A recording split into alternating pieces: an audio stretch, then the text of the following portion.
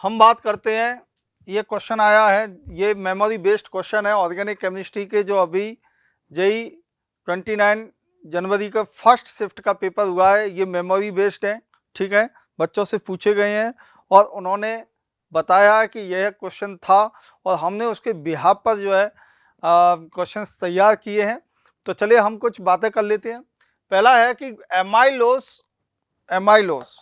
देखिए बेटा, एमाइलोस के बारे में आप लोगों ने पढ़ा है कि एमाइलोस स्टार्च का पार्ट होता है, ठीक है, और वाटर सॉल्युबल होता है।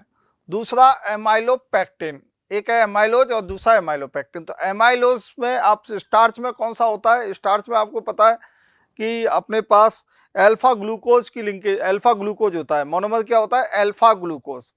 तो एमाइलोज नॉन ब्रांचिंग होता है, मतलब उसमें अल्फा 1,4 लिंकेज होती है। तो देखो, और एमाइलोज और एमाइलो प्लांट में भी पाए जाते हैं। तो देखो बेटा, amylose 1,4 P, amylopectin 1,4 and 1,6 branching होती है, ठीक है।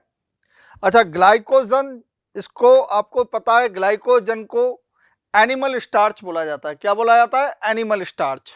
तो एनिमल स्टार्च ग्लाइकोजन क्या होता है? ये एनिमल स्टार्च होता है। इसकी भी स्ट्रक्चर एमाइलोपेक्टिन जैसी होती है, ठीक है।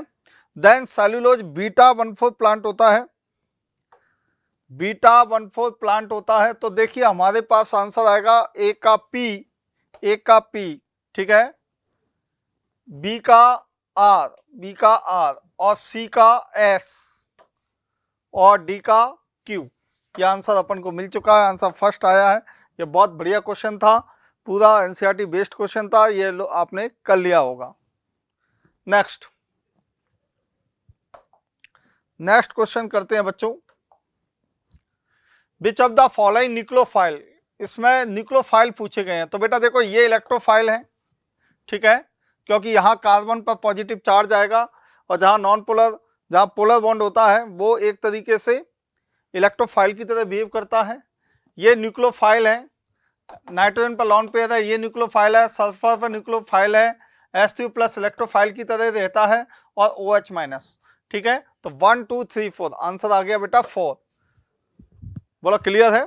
जब लॉन पेयर वाले हैं, नेगेटिव चार्ज वाले हैं, जहां पर डेंसिटी, पाई इलेक्ट्रो डेंसिटी मैक्सिमम होती है, ठीक है, वो सभी के सभी हमारे पास न्यूक्लियोफाइल की कैटेगरी में आते हैं। तो आंसर आया 1 2 3 4। Next, calculate the total number of sigma pi bond in the given compound. ये हमें कंपाउंड किया है। तो देखो बेटा, हम पहले इसकी स्ट्रक्चर बनाए, CH डबल बॉन्ड C, फिर यहाँ H, फिर C, ठीक है, फिर ये डबल बॉन्ड, फिर यहाँ पर एक H, फिर ये C और ये ट्रिपल बॉन्ड C और ये H, यहाँ एक H, ठीक है, और ये हमने कंप्लीट स्ट्रक्चर बना दी है। तो पहले काउंटेबल होंगे सिग्मा बॉन्ड। तो हम यहाँ बेटा सिग्मा बॉन्ड काउंट करें तो 1 2 3 4 5 6 7 8 9 10 11। तो 11 तो आया अपने पास सिग्मा। चलिए पाई बॉन्ड काउंटेबल करते हैं। तो पाई बॉन्ड होगा 1 पाई, 2 पाई, 3 पाई एंड 4 पाई, 4 पाई बॉन्ड। तो 11 + 4 टोटल कितने हो जाएंगे बेटा? 15। तो आंसर इज 15। बोला यस या नो? क्लियर है? तो ये हमारे पास सिग्मा एंड पाई बॉन्ड, बहुत सिंपल क्वेश्चन आपसे पूछा है। नेक्स्ट क्वेश्चन है, ZnHgHCl क्लीमेंसन रिडक्शन। और आपको पता है क्लीमेंसन रिडक्शन एल्डिहाइड और कीटोनों का रिडक्शन करता है किसके अंदर? एल्किन के अंदर। तो बेटा देखो, CO को CH2 में कन्वर्ट कर देगा, इस CO को भी और इस CO को। ये ईथर ग्रुप है, ईथर ग्रुप से रिएक्शन नहीं करता है। तो देखो बेटा, यहाँ पर दोनों ईथर है, ये ईथर एज इट इज रहेगा, ये कीटो रह गया, ये कीटो रह गया और ये दोनों में कीटो है। तो आंसर इज फर्स्ट। बोलो क्लियर है? तो क्लीमेंसन रिडक्शन हमारे पास एल्डिहाइड को और कीटोन को किस में कन्वर्ट कर देता है? एल्केन में कन्वर्ट कर देता है। ZnHgHCl ये इसका रिड्यूसिंग एजेंट होता है। नेक्स्ट बात करते हैं C2H5OH। ये बेटा SN2AR रिएक्शन है। कौन सी रिएक्शन है ये? SN2AR। तो SN2AR के लिए आपको ये पता होना चाहिए कि हमारा न्यूक्लियोफाइल जब जुड़ेगा और electron windowing group EWG group कहाँ होने चाहिए, ये हमारे पास ऑर्थो एंड पैरा पोजीशन पर होने चाहिए। ठीक है बेटा, तो देखो ये इलेक्ट्रॉन विंडोइंग ग्रुप है, EWG है, ये भी EWG है और ये भी EWG है, हालांकि 3 EWG है, लेकिन बात यह है कि इसमें से कौन से ग्रुप को अपन रिप्लेस करें C2H5O के कारण। तो ये बात आपको समझ में आनी चाहिए कि यहाँ पर बेटा ये कहाँ लगा हुआ है, ये ग्रुप लगा हुआ है पैरा पर, ये लगा हुआ है, ठीक है, पैरा पर लगाओ इस BR के रेस्पेक्ट में, और ये लगा हुआ है ऑर्थो पर। तो एक ऑर्थो पर लगा है, दूसरा पैरा पर लगा हुआ है, ऑर्थो और पैरा पर ग्रुप लगे हुए हैं। तो बताइए कौन सा BR रिप्लेस होगा। तो ये वाला जो BR आप देख रहे हैं, ये वाला BR, ये BR आसानी से रिप्लेस हो जाएगा क्योंकि इसके ऑर्थो और पैरा पे इलेक्ट्रॉन विंडोइंग ग्रुप जुड़े हुए हैं। अगर मैं इस BR को हटाने की बात करता तो ये ऑर्थो पे तो ये जुड़ा है, लेकिन ये मेटा पर जुड़ा हुआ होता है, और SN2ER में हमेशा ग्रुप ऑर्थो एंड पैरा पर अटैच होना चाहिए, ना कि मेटा पर। तो बेटा हम यहाँ पर आप आसानी से देख सकते हैं C2H5 BR NO2, ये बिल्कुल पहला ऑप्शन मिल गया। यहाँ BR ये नहीं बनेगा क्योंकि ये ऑर्थो पर जुड़ा हुआ है और ये मेटा पर जुड़ा हुआ है, ये दोनों BR को एक साथ रिप्लेस नहीं करेगा, एट ए टाइम पे एक ही BR होता है। और यहाँ पर NO2 तो रिप्लेस बिल्कुल ही नहीं हो सकता। बोला बच्चों क्लियर है। तो SN2ER रिएक्शन से क्वेश्चन था, ये आपने कर लिया होगा। Next, molecular weight of P पूछा हुआ है। चलिए हम इस क्वेश्चन को करते हैं।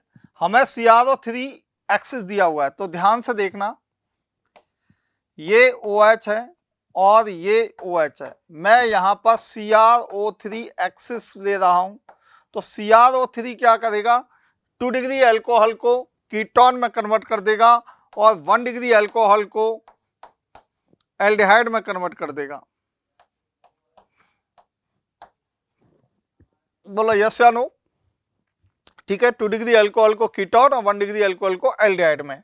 फिर यह हमको दिया गया है इथाइलिन ग्लाइकॉल और इसका 1 मोल। अब 1 मोल दिया है तो आपको ये तो पता है कि एल्डिहाइड और कीटोन में एल्डिहाइड इज मोर रिएक्टिव। बोलो क्या होता है, एल्डिहाइड जो होते हैं वो ज्यादा रिएक्टिव होते हैं।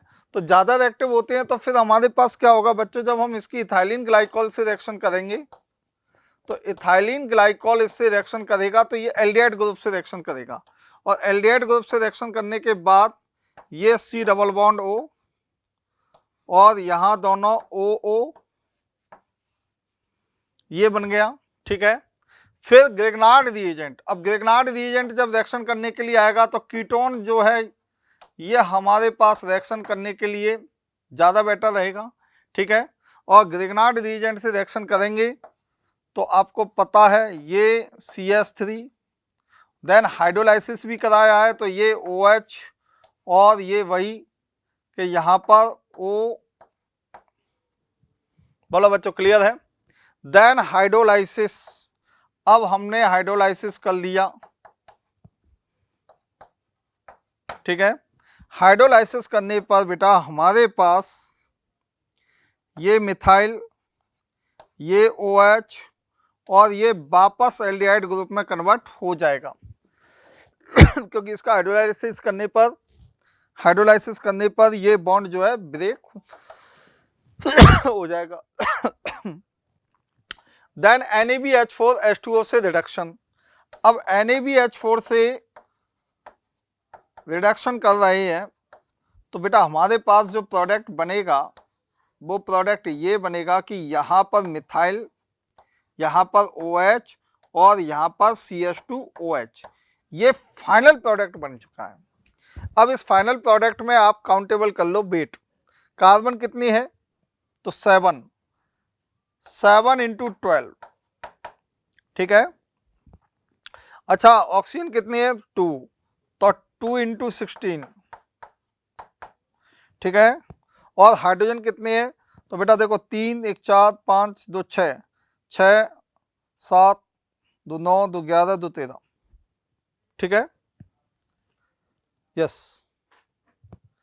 3 4 4 और 3 7 7 और 2 9 9 2 11